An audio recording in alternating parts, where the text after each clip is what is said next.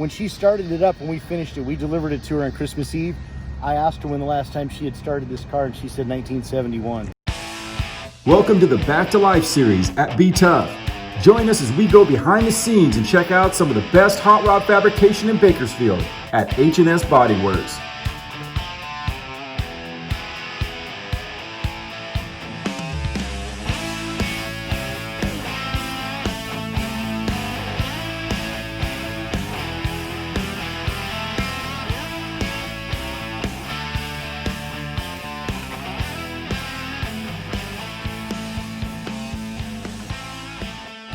Man, we are here with Brian from Custom Works. You have a beauty here that you have done with H&S Body, right, with Dick Shepard. Yeah. And you did this for a client, Yes, right? sir. Yeah. So explain a little bit about it, how this came to be or how you got presented with this car. Well, our business is referral only, and we do everything from high-end auto upholstery to complete restorations. And our client was referred to us. Her mom bought this car new in 1968 here in Bakersfield, spent its whole life in the same garage.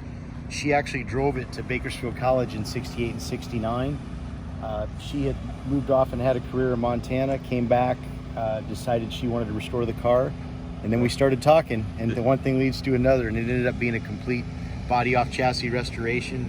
Dick and Brian over there at H&S really took it beyond where I expected. The chassis is powder coated, the body was blasted to bare metal, it's all new glass, everything's new drivetrain, new interior. 68, man. Yeah. Right. And it's a Malibu. It's had some upgrades. It's got a new engine, a new transmission. It's got a 350 with a 200 R4 overdrive transmission. We put the center console and the bucket seats in it like a Super Sport would have had because she preferred that.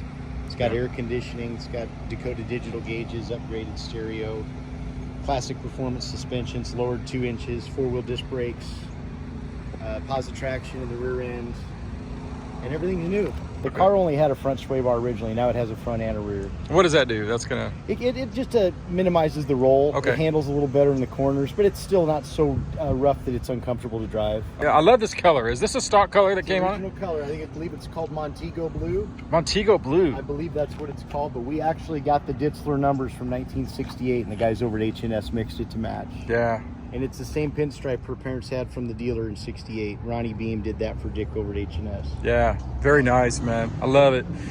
The sticker on here from Bakersfield College, 1968, 69, man. When she brought the car in for restoration, it still had the original glass and the original decals from 68 and 69. Now, of course, we've changed all the glass, but we chose to have our neighbors at Trek Imaging reproduce the decals for us. Yeah. And she really got a kick out of that. Yeah, I bet, man. That is so good. I know it means a little bit to somebody when they have cars that have been passed down, right? It's really rare. It's when she started it up, when we finished it, we delivered it to her on Christmas Eve.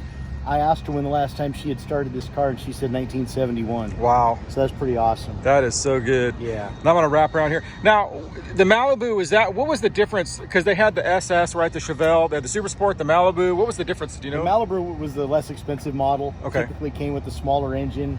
Could have been a 6-cylinder, straight six, or Came in small 327? This one actually came with a 307. 307, okay. Yeah, in 68, which was probably one of the lowest horsepower engines GM ever made. Okay. We put a 330 horse crate 350 in it from GM Performance. She didn't want to go crazy with the drivetrain. She just wanted it dependable. And then the Super Sport typically had buckets and a center console.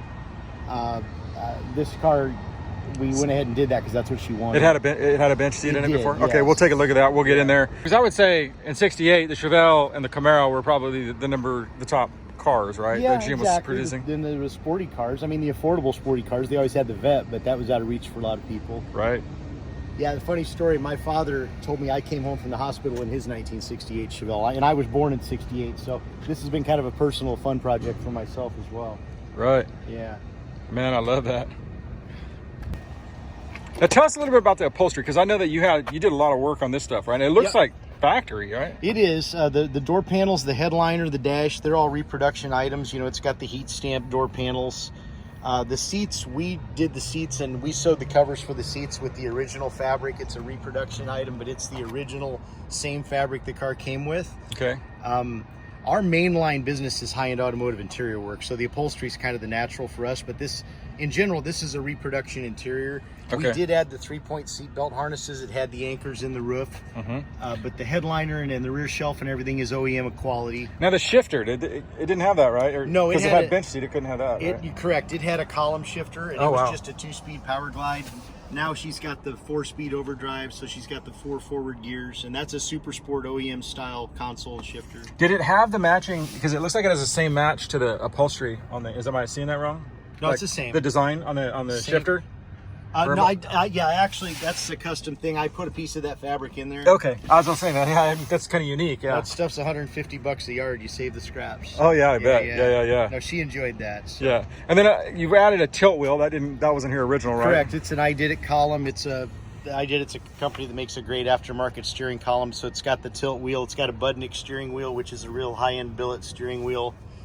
Just, first class stuff that still looks like it belongs in there. We didn't want to go too crazy. She doesn't want anything custom appearing per se. Right. And the stereo? It's got a classic, I think the company calls it classic car stereo. It's an old appearing stereo, but when you turn it on, it's all digital, has the MP3, Bluetooth, all that stuff. Oh, that's fun. Yeah, it'll run off your phone or whatever. Yeah, that is great, man. I love it. Can we look under the hood? Because I know, I have a feeling it's going to be something nice here. Now, the thing is, like, you're opening that hood, right? And you could tell in the 60s that they trusted people a lot more because they allowed you to open it from the front, right? Exactly right. And there's no lock on this hood, so Yeah. it's a different world. Yeah, so let's take a look at the motor here, man. Oh, got headers on it? Yeah, it's got Cerakoted headers, Hedman headers, just a nice simple exhaust system.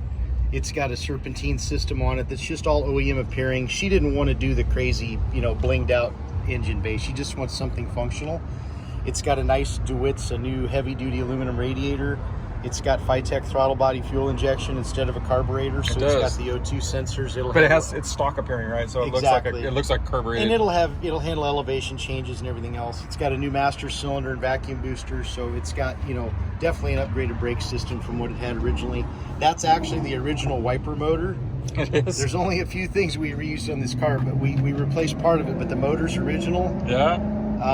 The hood hinges are original. I bought a new set of hinges for Brian over there at H&S, and he didn't like them. He said the old ones were better, so he fixed them. And those guys did a great job. Wow. Now is that the OEM steering box? No, it's not, of course. It's an aftermarket steering box. It's a different ratio from Classic Performance. So yeah, it's an upgraded ratio. Yeah. Man, this thing is so clean, man. That is amazing. That's the plan. We try to make our clients happy. It has air conditioning in it now. The car was actually a heater only, a radio delete heater only car. Okay. So now she's obviously got a nice stereo system. She's got the AC. She's got everything she needs.